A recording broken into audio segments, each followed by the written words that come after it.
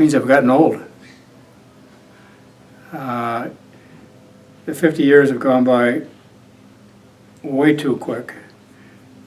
I think with the passage of time, the older you get, the faster time goes. And it's hard for me to realize that I've been here for 50 years.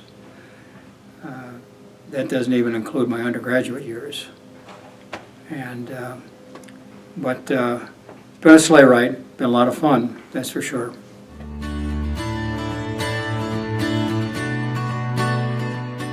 Well, I'm not sure it really has. It's still a game of blocking and tackling. We attract the same kind of kids that played 50 years ago that play today. The biggest change is the numbers. We have 100 kids, or approximately 100 kids playing this year. And when I first started coaching, our squads numbered about 45 or 50. As a result, we had to rely on some kids going both ways. That's changed. No longer does anybody on this team play both offense or defense. The game itself, from a kind of physical,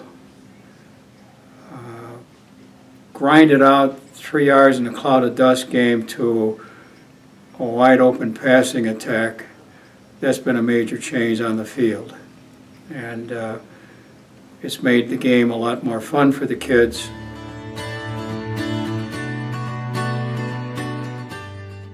Well, there's been a lot more than 2 or 3.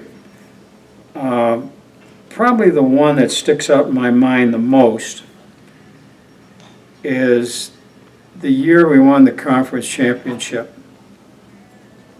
in 1983. And the championship game was played at Cornell College.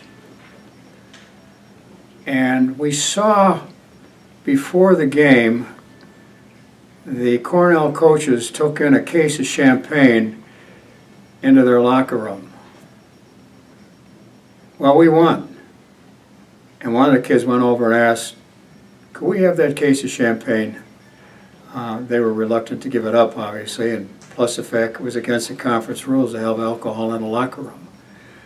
But that was a great team. I had a freshman quarterback that year by the name of Avelino Cortez, whose daughter ended up playing handball here at the college. Avelino started as a freshman, and all 4 years we never had a losing season with him at quarterback. That certainly was memorable. But there have been so many different experiences, games, travels.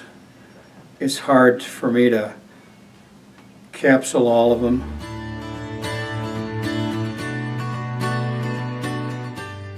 The association with the kids. I can tell you that on any given week, between 8 and 10 alums either stop in, email, phone call, postcard, letter, whatever.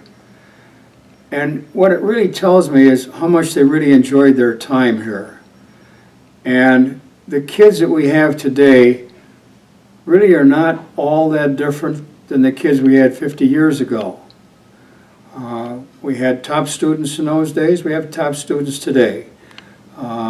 We have some students that aren't so good, we have some of those today. But by and large, the kids themselves, I'd have to categorize them as pretty darn good kids. And it gives me cause for optimism for the future of this country, because this college is developing an awful lot of positive young people. We're helping develop them along with their families. And so I feel very fortunate to have been associated with young men and young women and continue. I look forward to coming to work every day. I have all 50 years. There's never been a day where I've looked at it as work. The change of the seasons have always been a pleasant way to turn around and continue to coach in a different area.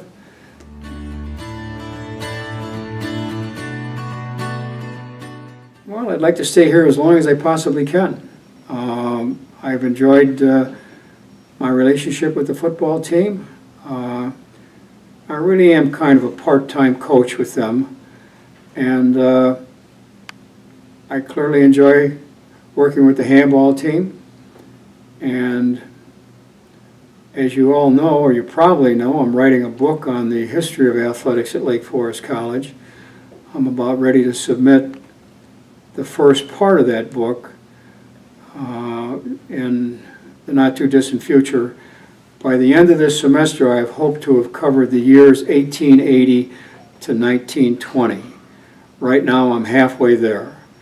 And I will devote more time to it after the football season is over with, because I'm not only coaching football, but I am spending time with our handball team in individual sessions, and I have several other responsibilities as well. But I hope to continue to keep a lot on my plate, and I'm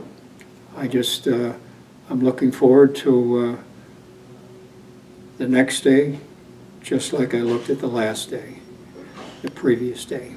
And so I just hope that divine providence will provide me the opportunity to stay as long as I possibly can. And the college will continue to hire me.